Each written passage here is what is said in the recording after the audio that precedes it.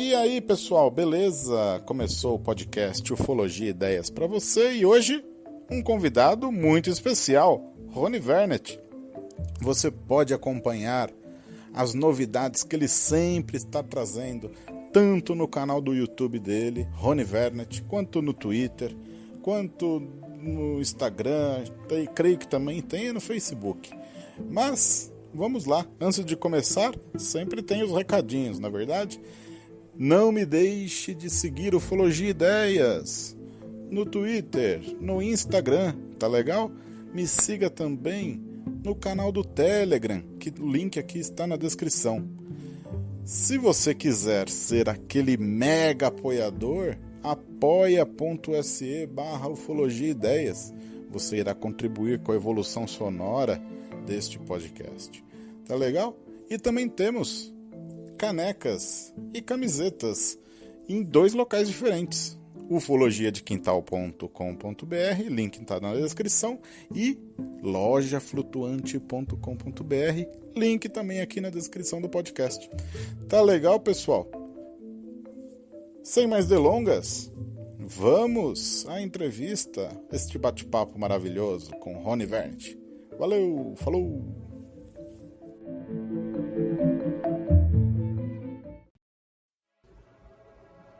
Pois muito bem, pessoal, hoje eu estou aqui, nossa, é um prazer enorme ter um cara que é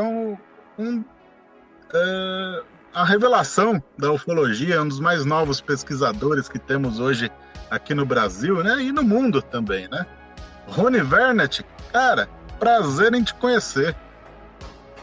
Prazer, obrigado aí pelo convite, espero que a gente faça uma entrevista aí produtiva. Que legal, Rony. Obrigado, Rony. Você que é engenheiro eletrônico de computação, técnico em telecomunicações e pesquisador do fenômeno UFO, essa pesquisa seria o seu hobby, Rony? Como que você eu tenho alguns hobbies, né? E por eu sempre ter gostado do assunto, e é um assunto que envolve também a parte de ciências exatas, física, tecnologia, e ciência, né, como um todo, é algo que eu tive sempre bastante interesse, né? Então eu comecei lá no passado, quando criança, crescendo vendo aqueles programas no Fantástico, né? Caso Varginha, Chupa-Cabras, né? E vários programas. A gente tinha uma riqueza de programas muito grande no passado, na década de 90. Eu cresci ali na década de 90, eu tinha ali no começo da década de 90 uns 7 anos, 8 anos, e já via esses programas e me interessava pelo assunto, em saber, será que isso é real? Né? Será que isso é realmente verdade, o que estão falando aqui? E hoje, o bom é que eu consigo, de uma forma limitada, mas dar alguma contribuição aí para o assunto. Que bacana, eu também. Eu acredito que você não deve ter mais ou menos a minha idade. Eu nasci em 1986, né? Então eu peguei bastante nessa fase aí daquelas reportagens do Gugu, do Chupa-Cabra, no Fantástico. Era SBT Repórter, né? Eram coisas assim que eu morria. Sinceramente, eu vou falar para você. Eu era muito curioso, mas morria de medo. Acho que todos nós, né? Sentia a mesma coisa. Sim, acho que todos nós aí a gente convive aí com a curiosidade e o medo lado a lado, né? É verdade. Porque tudo aquilo que a gente desconhece, né? A gente tem medo, né? Qualquer coisa, né? Com certeza. Eu acho que para tirar esse medo, só a gente estudando mesmo e tendo as revelações, aí esse medo aos poucos vai indo embora, né? Com certeza, é verdade. É só vivenciando os fatos mesmo, né? E eu vejo você, Rony, sabe que eu vejo bastante você, bastante ativo no Twitter. Eu vejo que você também tem o domínio do inglês e tudo mais, né? Isso é muito bom pra gente, porque você pode trazer o Brasil aqui, né? As novidades, né, que estão rolando aí no mundo inteiro. E eu vejo que você às vezes marca um grande figurão da ufologia, tudo. Você já trocou ideia com alguma grande figura lá dos Estados Unidos ou de outra parte do mundo?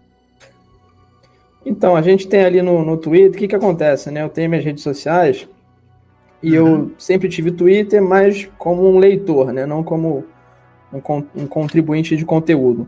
E eu comecei a ver que no Twitter havia uma comunidade bem grande se formando ali, principalmente depois de 2017, quando teve a primeira matéria no New York Times, que explodiu o assunto, né, nas mídias, nos jornais, e eu vi uma oportunidade de fazer parte dessa comunidade, né, onde eles chamam essa comunidade de UFO Twitter, né, hashtag UFO Twitter. Isso, e é uma comunidade que o Twitter ele não é tão forte no Brasil para esse assunto, né, mas a comunidade americana, europeia ali é bastante ativa.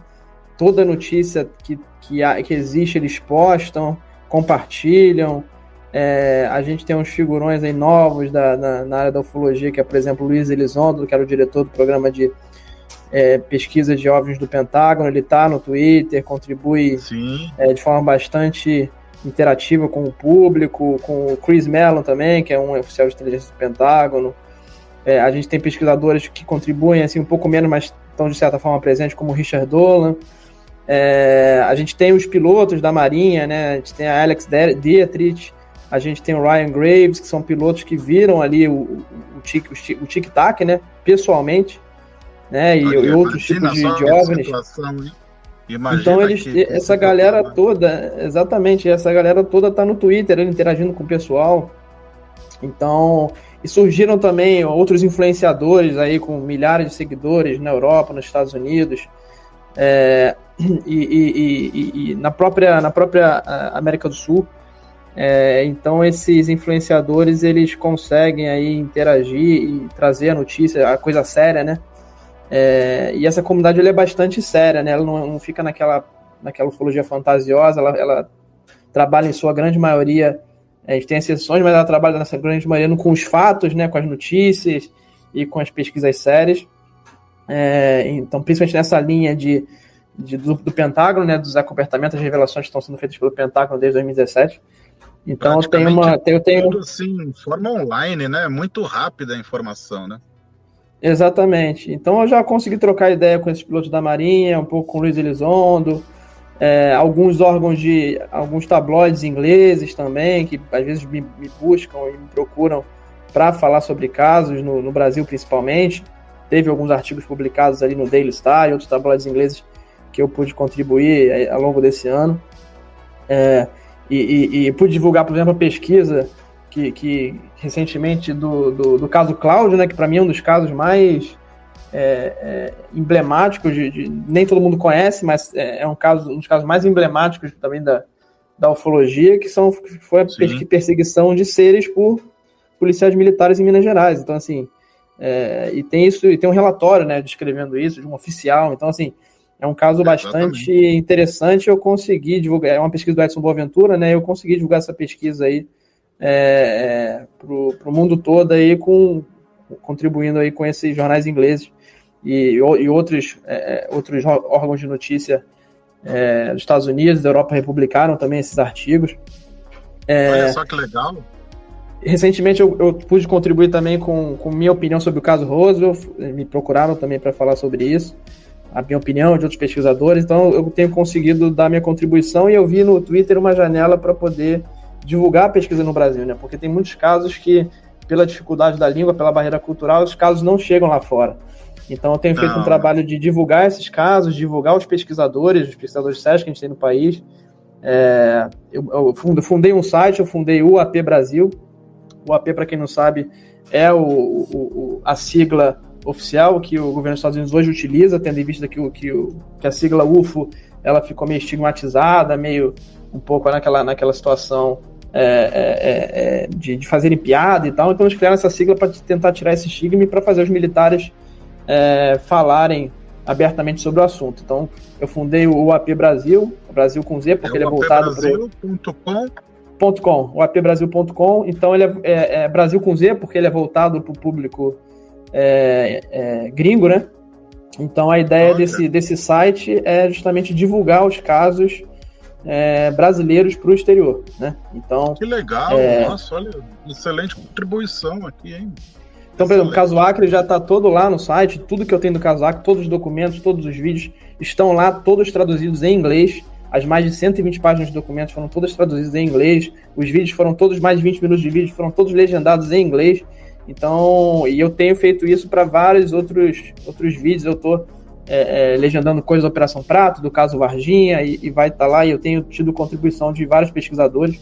E isso vai estar lá no site também, nos próximos meses aí. E sendo compartilhado lá pelo Twitter e através desse site. Olha só que bacana. Eu, particularmente, sou fã dos casos brasileiros, né? Eu acho que, sinceramente, o caso Varginha deixa Roswell para trás.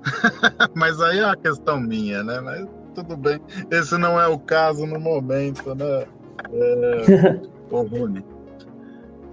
É verdade. São os maiores casos ainda existente no mundo aí, tipo o Brasil e a Argentina da ufologia, né? O Roswell contra a Varginha e os ingleses um pouco atrás lá com o caso da floresta de Henderson, que foi aquela nave que desceu no solo e afetou alguns militares.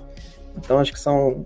E fora os casos das escolas, né? Escola Arial, Escola Westhall, onde naves desceram, saíram seres, as crianças todas viram, os professores viram.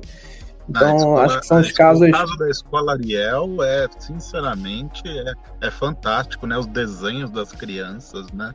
Muito Exatamente. Bonito, muito bacana, né?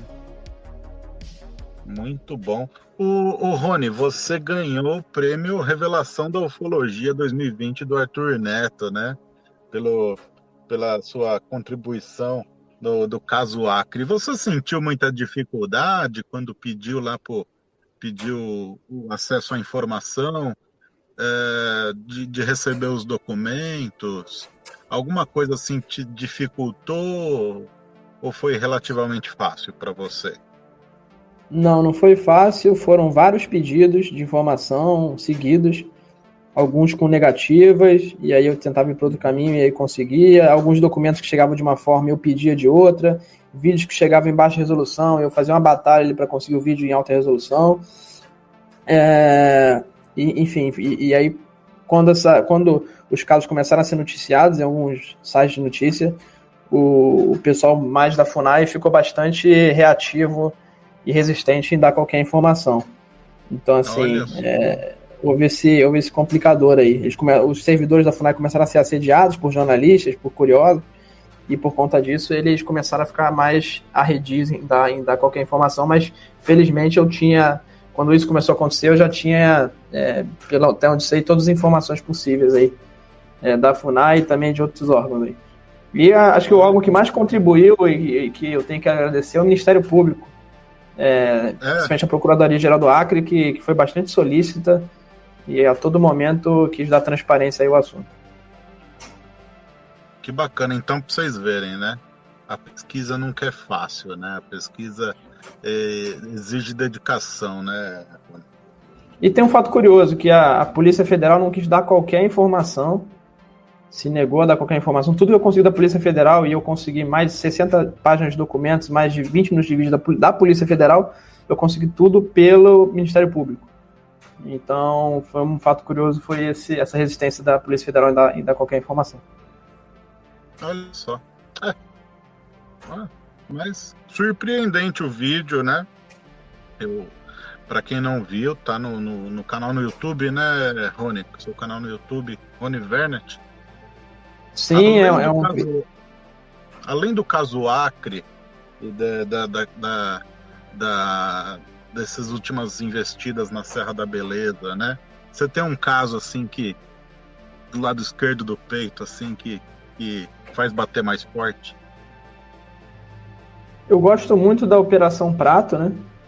Uhum. Para mim, por conta da riqueza de detalhes que você tem ali, por você ter um oficial superior lá, que era o Holanda, participando de tudo isso e sendo testemunha e contando tudo o que aconteceu, para mim isso é muito emblemático, né? A gente sabe que em Varginha a gente tem algumas testemunhas militares, a maioria são praças ali, sargentos, cabos, e que eles não vieram ainda a público, né? Eles deram seus depoimentos de forma escondida ali, né? E lá o Petit, por exemplo, tem alguns, e o Marco Aurélio Leal, lá tem alguns depoimentos desses. Mas a Operação Prata é emblemática por causa da figura do Holanda, né?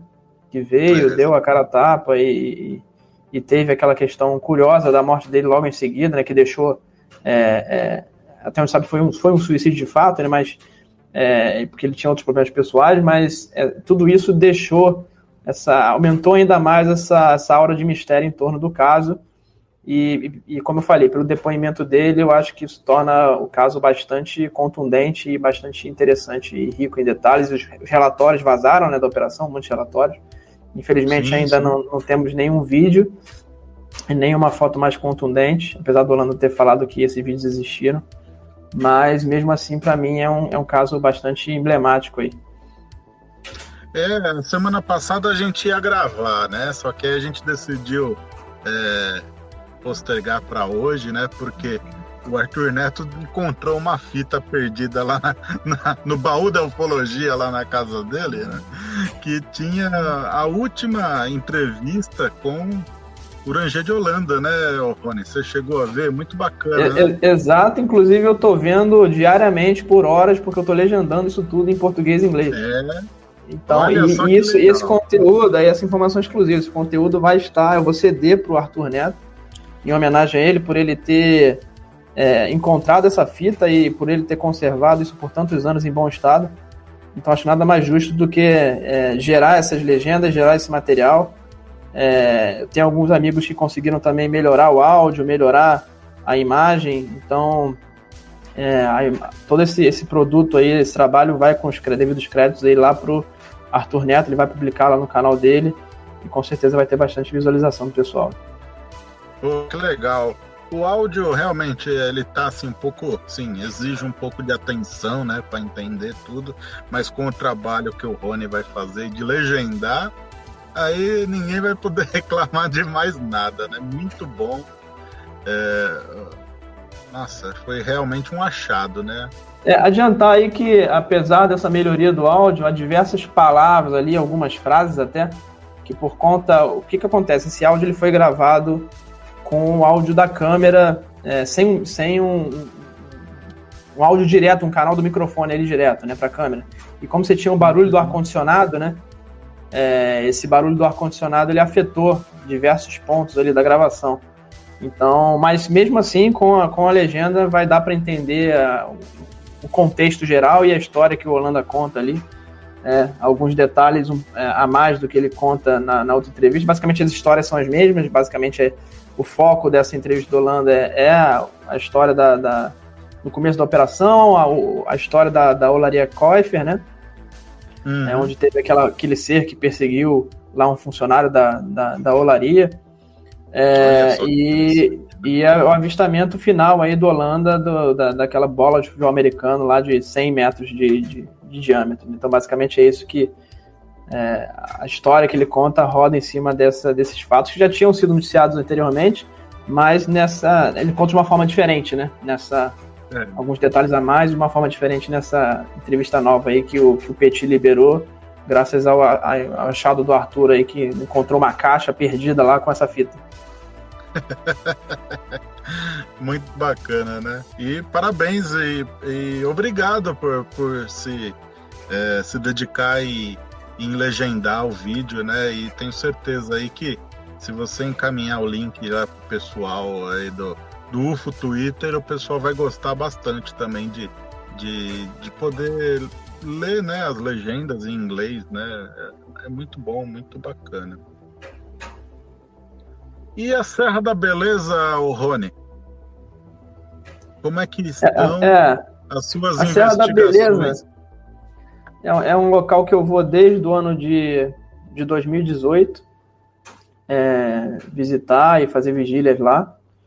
Eu fiquei sabendo da Serra da Beleza alguns anos atrás pelo livro do Marco Antônio Petit. Né? Para quem não leu, recomendo ler esse livro, bastante interessante.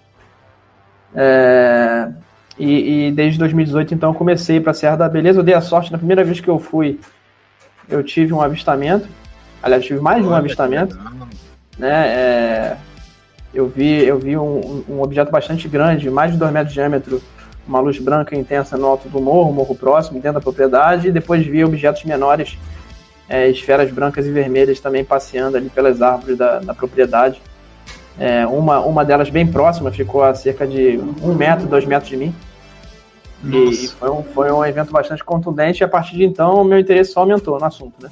Depois desse evento. Como que aconteceu? Você poderia descrever esse acontecimento do objeto próximo de você, Rony? Sim, eu tava no iglu, né, que é uma construção lá que o proprietário, que é o Arnaldo, ele fez no alto de um dos morros, né? Tem uma vista bastante privilegiada, como se fosse um iglu mesmo, como se fosse uma nave espacial ali, a construção. Bonitinho, né? E aí o pessoal... Né? Um dormitório onde o pessoal se hospeda ali, eu tava ali, né, com a minha mulher, e aí nós descansamos depois do almoço e saímos aí por volta das 6 da noite, e logo que saímos a gente viu essa luz enorme passeando, e como se fosse investigando o alto do morro. Ela ia para fundo do morro, voltava, essa luz de 2 diâmetros, mais ou menos. E no momento que a gente... esse avistamento já tinha durado uns 5 minutos, e no momento que já estava ficando até monótono de tanto tempo que aquela luz estava ali, que eu falei com ela, meio brincando até, eu falei, mentaliza para ver se acontece alguma coisa, chegar mais perto, né? Mentaliza para chegar mais perto. E não exatamente no momento que a gente fez isso, chegou essa esfera de cerca de 30 centímetros de diâmetro perto da gente, cada vez mais perto, um movimento bastante estranho, e ficou na nossa frente a cerca de 2 metros, 1,5 metro de distância. E aí a gente ficou bastante assustado, ela foi chegando cada vez mais perto, e aí eu com medo, né? E mais pavor por causa dela, porque minha mulher ficou desesperada, né? Então ela ficou desesperada, em pânico, e eu não sabia o que fazer, então eu já peguei meu celular, liguei no modo lanterna e joguei em cima dessa luz, e no mesmo momento ela desapareceu. E no mesmo momento também a luz que estava em cima desapareceu, e acabou esse avistamento, e cerca de 2 horas depois a gente viu, em 2 pontos diferentes, entre as árvores, luzes vermelhas dançando ali entre as árvores. Então foi um sábado lá bastante marcante, né? Depois eu já tive outras vezes na Serra da Beleza e não vi nada também, isso é bastante importante ressaltar, né? Então eu dei sorte, talvez aí, ou sorte, ou de fato o fenômeno quis aparecer pra gente ali, né? Mas eu já tive outras vezes, inclusive levando outras pessoas lá e não vi nada.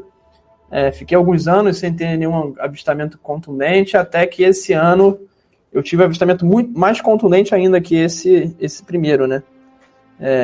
Nesse mesmo morro lá, onde eu vi essa esfera branca, inclusive eu sempre que vou lá eu fico focando nesse morro, porque é onde eu tive esse primeiro avistamento. Eu estava fazendo uma vigília e de olho nesse morro, de olho em volta, e resolvi tirar umas fotos.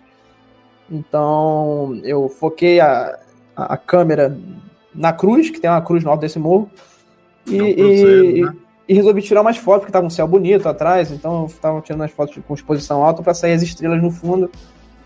E aí, em zoom, né, com a câmera semi-profissional que eu tava lá, com tripé e tudo.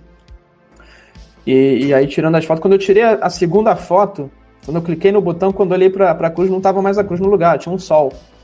Como se fosse uma cor de solda, uma cor alaranjada, branco no centro, bem branco no centro e laranja no entorno. E ela era tão grande que ela cobriu a cruz. Era um sol, de fato, só que essa luz, ela não ardia o olho, né? Ela não iluminava. Não iluminava os olhos. Ela não afetava os olhos, né, a radiação. Você conseguiu ver, assim, o objeto luminoso? Ou estava por trás do cruzeiro? Não, ele ficou na frente da cruz, na base da cruz. É aquela tão grande que ele cobriu a cruz inteira. Você não via mais a cruz, você só via esse sol. Olha! E aí eu fiquei bastante assustado, porque eu não esperava ver aquilo na hora, eu tava tirando somente a foto, né? E pra você ver, né? Apareceu bem no quadro, eu tava em zoom a câmera, ela apareceu bem aonde eu estava tirando a foto, que era a cruz, né? Então você vê que esse fenômeno, ele tem uma ligação com a nossa consciência, ele sabe o que a gente está fazendo. O Holanda, ele fala muito isso, né, na Operação Prata. Ele fala que o fenômeno, ele aparecia exatamente onde eles estavam, né? O fenômeno sabia onde eles estavam ali. Apareceu em cima deles. Então isso aconteceu comigo na Serra da Beleza essas 2 vezes. E apareceu esse sol, e aí eu peguei o binóculo, eu tava com um binóculo, um Nikon muito bom que eu tenho, e ele estava acoplado no celular, pronto para filmar, e eu foquei, a luz tinha diminuído, e eu olhei, a primeira reação foi pegar o binóculo, eu olhei para a cruz, quando eu vi a cruz, tinha uma luz menor, essa luz estava um pouquinho menor, acho que tinha se dividido em duas, como se fosse um objeto ali na base da cruz, né, com duas luzes pequenas, já bem menores, e eu vi algumas entidades, alguns seres negros bailando ali, se escondendo atrás da cruz, voltando, bem grande, a cruz tem 13 metros, esses seres deviam ter em torno de 5 metros de altura, talvez. Você conseguiu ver, então... Tava tudo escuro, né? Então... Eu vejo que o pessoal que viu o seu vídeo, tudo... Tem um pessoal que parece que é do contra, né? Gosta de falar que isso daí é farol de carro, isso daí... Começa a inventar um monte de história, né? Mas só quem realmente esteve lá, que viu, de fato, pode nos trazer a informação da maneira correta. Né? E tem que saber o contexto, né? Qual era o contexto desse avistamento? A propriedade é uma propriedade fechada, né? Ela só abre a partir da sexta-feira para hóspede. Só estava eu e o Arnaldo, que é o proprietário, na hora lá dentro. Esse cume, esse morro, ele fica dentro da propriedade, então você só acessa por dentro da propriedade. Só acessado por meio de uma trilha. Você só consegue chegar lá de carro 4x4 ou uma moto para conseguir chegar lá em cima ou a pé, né? Então, e nesse momento não tinha ninguém lá, não tinha ninguém lá em cima, não tinha carro nem moto lá. A pousada estava vazia, né? Vazia, não tinha hóspede, só tinha eu. Inclusive eu só estava lá porque eu conheço o Arnaldo, que é o proprietário, né? Então eu pedi autorização dele para fazer uma vigília lá e chegar um dia antes. Então, esse é o contexto, né? Então não adianta falar que era alguém com uma lanterna, era alguém de carro, de moto, era carro passando, porque não tinha absolutamente nada ali.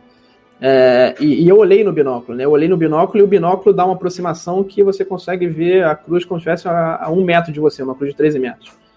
É um binóculo que aproxima até mais ou menos 24 vezes, se não me engano. E o morro fica a cerca de 400 metros, né? Então você faz a conta aí, você vai ver que a cruz fica bastante perto, próximo de você. E eu vi essas criaturas, não dava para ver rosto assim, detalhes, porque eram escuras, eram negro. Eram silhuetas negras, eu diria assim, né? Bastante escuras, que parecia que estavam brincando comigo, porque elas vinham para frente da cruz, entravam para trás da cruz de novo. Não tinha... Eram silhuetas que eu digo, não era exatamente um corpo humanoide, mas tinha uma cabeça. Eu consegui ver que tinha uma cabeça ali, e como se fossem uns braços compridos, algo do tipo. Mas o corpo meio disforme, assim, como se fosse um vulto mesmo, sabe? E era mais de um, eram 2 ou 3, talvez. E eu me assustei muito quando eu olhei no binóculo e deixei o binóculo cair. E o binóculo caiu e essa peça que estava acoplada com o celular, ela desmontou, né? E aí eu perdi esse ajuste, porque o ajuste demora pra caramba pra fazer. Você tem que centralizar a câmera do celular na lente do binóculo com esse acessório e demora uns 2, 3 minutos, até 5 minutos para fazer isso. E nervoso eu não consegui montar aquilo. Então, assim, eu desisti de montar. Eu deixei a câmera filmando, a câmera semi-profissional, que aí o zoom é bem baixo.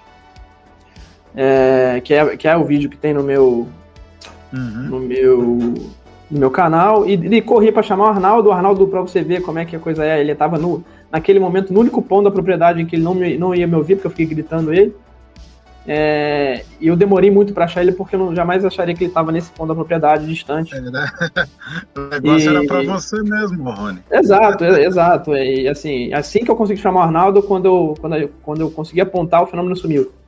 Então, assim, era para aparecer para mim. E infelizmente, não era para eu filmar no binóculo, porque se eu tivesse no binóculo, era uma imagem para ir lá pro Fantástico domingo, para todo mundo ver, porque era muito impressionante a imagem que eu vi no binóculo. E era tão impressionante que eu fiquei com o binóculo, eu olhei a imagem por cerca de, no máximo, 5 segundos, eu não consegui olhar mais. Eu fiquei apavorado com aquilo e deixei o binóculo cair. Então, assim, ia ser uma imagem bastante contundente. Infelizmente não foi dessa vez, mas eu tenho certeza que algum dia eu vou conseguir registrar isso aí. Não, essas duas experiências, assim, creio que você deve ter tido até mais experiência, mas essas duas que você contou pra gente, né, tanto essa luz que se aproximou a 1 metro de você, quanto essa do cruzeiro, né, são realmente, eu acho que vão ficar para você pro resto da sua vida, né? Com certeza. E agora eu tô com um projeto lá do Projeto Vigília, né? Exato.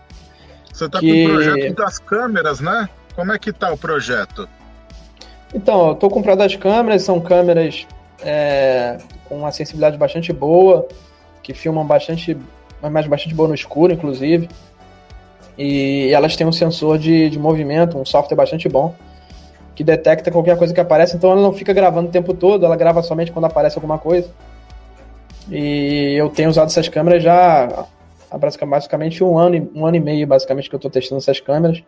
Eu tenho uma estação piloto aqui na minha casa, no alto do meu prédio, onde eu filmo 24 horas por dia, gravando esses eventos, e eu instalei agora recentemente uma câmera lá na Serra da Beleza, né? Então essa câmera hoje ela está filmando ali, ela é uma câmera motorizada que foi doada aí para um seguidor. Ela tem um zoom óptico de 40 vezes, então um zoom bastante potente, e ela é motorizada, e ela fica filmando ali parte do vale, parte do tempo cruzeiro, né? Eu já peguei alguns eventos aí, não peguei conseguindo pegar esse evento que eu vi exatamente, mas alguns eventos menores que eu estou analisando ainda, mas que em breve vão ser divulgados aí, pessoal. Oh, que legal. Estamos esperando, eu acho que vai vir coisa boa aí, hein? Tomara. Tenho certeza. Rony, no último, se eu não me engano, acho que 9 de julho, vocês fizeram uma vigília lá, né? E tiveram alguns avistamentos, né? Um deles foi uma luz piscante no alto, assim, lá no alto, né? Se eu não me engano. Você tem alguma explicação, assim, real, assim, alguma explicação nossa para aquilo? Ou você acha que realmente foi um fenômeno ufológico? Foi um fenômeno inexplicável, porque era uma luz. Eu tava com o Arthur, né? Eu e o Arthur e algumas pessoas que ele levou, tava guiando lá pra fazer uma vigília, lá na Serra da Beleza, e a gente, quando olhou essa luz, quem viu essa luz foi uma dessas pessoas, não foi eu nem o Arthur, e quando a gente olhou, essa luz estava lá piscando, era uma luz como se fosse uma estrela. Pega a estrela mais intensa aí, mano, Sirius, por exemplo, e ela estava em cima da gente, exatamente em cima da gente, né, numa distância, quando a gente olhava, parecia justamente uma estrela dessas mais intensas, e ela ficava piscando num ritmo, numa frequência exata, né? Então uma frequência que se repetia, né? Não era algo aleatório. Então ela ficava aparecendo, sumindo numa frequência que se repetia. Agora eu não lembro mais, eu tenho registrado isso, mas não sei. 18 segundos, né? Eram 18 segundos, se eu não me engano. Isso, assim, tinha uma frequência dessa específica, a cada tantos segundos ela piscava, tantas vezes, e ela ficou meia hora, 40 minutos, a gente até enjoou de olhar para ela, né? De tanto que ela ficou ali. Era muito difícil enquadrar ela, eu tentei enquadrar ela, porque ela estava totalmente na vertical. Então, você conseguir enquadrar alguma coisa exatamente na vertical, 90 graus, com o binóculo em zoom, é bastante complicado. Eu tentei até tentar enquadrar. Não era uma luz tão intensa assim também, né? Então não aparecia tanto, era como se fosse uma estrela forte, como eu falei. E chegou um momento que eu desisti de fazer a filmagem, por causa da dificuldade. O meu tripé não chegava a esse ângulo que ela estava, que era exatamente em cima da gente. Mas foi bastante interessante. Aí ficou lá bastante tempo, a gente até desistiu de olhar para ela, porque não acontecia nada demais. A gente tentou até mentalizar alguma coisa ali, ver se mexia com aquilo, né? Chegava mais perto, mais próximo. Mas infelizmente não aconteceu nada e ela ficou lá daquele mesmo jeito. E assim, não era uma estrela, porque ela apagava, né, totalmente. Fica cintilante, né? Fica cintilando. Isso. A estrela, né? A estrela apaga, né? Ela fica cintilante, ela fica brilhando ali. E esse objeto ele apagava totalmente e reaparecia em um céu totalmente limpo, não tinha nuvem, não tinha nada. Então não era estrela, não era um satélite, porque ele ficava totalmente parado durante mais de meia hora, né? Então, assim, era um objeto de fato inexplicável que apareceu pra gente ali aquele dia. Nossa, que bacana, né? Muito legal. Muito bacana mesmo. Rony, olha, sinceramente, você aí já mostrou para que veio aí tantas pesquisas aí que você está trazendo para a gente, e eu tenho certeza que para o futuro aí pesquisas brilhantes você trará ainda para a gente, com certeza.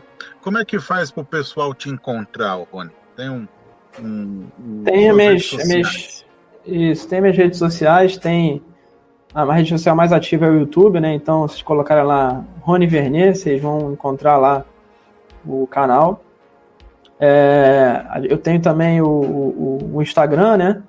O Instagram e o Twitter. Desculpa, o Instagram e o Facebook é canal Rony Vernet. E o Twitter é Rony Vernet, né? Igual o YouTube, sem o canal, né? Só Rony Vernet. E o Twitter, como eu falei, é mais voltado aí pro público gringo. Eu posto mais em inglês ali, né? Isso. E é isso. A última, né? A última aí que os controladores do caso Varginha também você colocou lá no seu canal.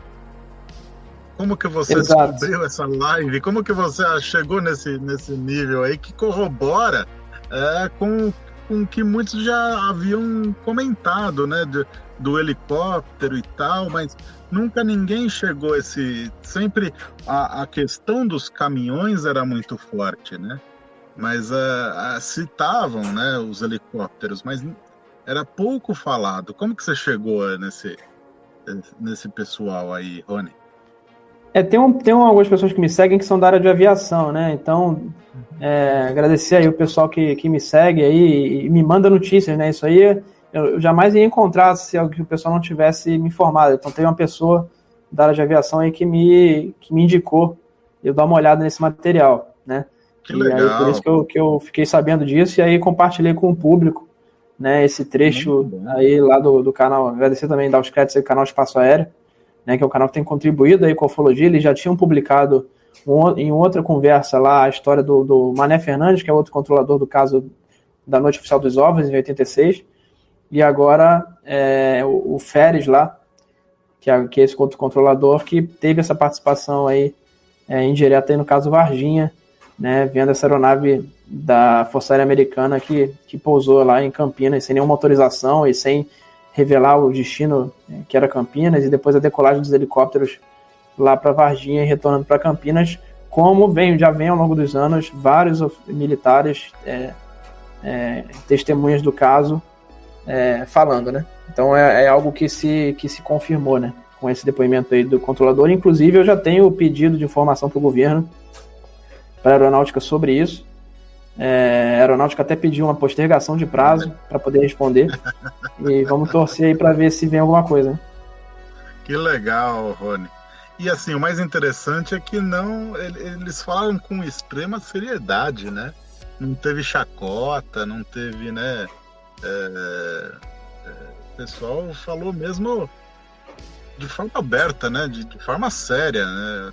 E era o trabalho deles, né? São técnicos capacitados. Aí o Feres tem 30 anos de aviação militar, né? Pela FAB, lá como controlador. Então são bastante tecnicamente capacitados. Eles sabem ali o que eles viram no radar ou o que eles foram comunicados aí oficialmente via rádio com militares e pilotos. Enfim, eles sabem que aquilo foi um evento real. Então não tem por que fazer chacota de algo que eles têm certeza. Nossa, excelente. Muito bom. Rony, muito obrigado pela sua participação aqui. Eu tenho certeza que o pessoal vai adorar e assim, sempre que você precisar, tá bom? Precisar divulgar algum trabalho, quiser trazer alguma informação nova, divulgar alguma coisa, estaremos aqui de porta aberta para você. Tá legal, Rony? Beleza, agradeço aí, avisar o pessoal que tem bastante coisa no forno aí. A gente nunca sabe se essas coisas que estão no forno vão queimar ou não, né? Mas algumas podem virar um pãozinho aí, recheado aí, que em breve vai ser divulgado. Né? Eu trabalho sempre com várias frentes, tanto na frente lá do pedido de informação ao governo, com esses documentos oficiais, quanto na parte do projeto Vigília, com essas câmeras. Então, uma hora a gente vai conseguir coisas mais contundentes aí. Que bom. Eu tô torcendo aqui pro Rony trazer. Tenho certeza que o futuro vai trazer aí coisas maravilhosas pra gente. Rony, muito obrigado pela sua presença, tá legal? Um forte abraço para você.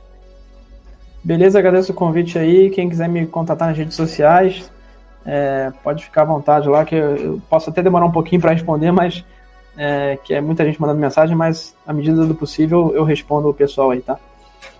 Beleza. Pô, brigadão. E obrigado por aceitar também, né? De primeira, assim, já cheguei, perguntei. Quer participar? Pô, participo com o maior prazer, sim. Humildade, muito bacana. Beleza, pessoal, obrigado aí. Valeu, Rony, brigadão mesmo. Pessoal, e para vocês que escutaram o podcast até aqui, muito obrigado para você. Tenha uma excelente semana, um bom dia para vocês. Que o Criador nos dê bênçãos e desejo uma boa sorte. Valeu, falou!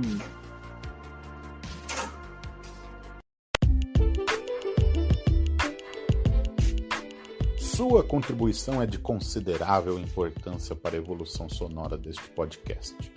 Clique no link da descrição ou acesse apoia.se/ufologia e ideias e veja um pouco da história e objetivos deste trabalho.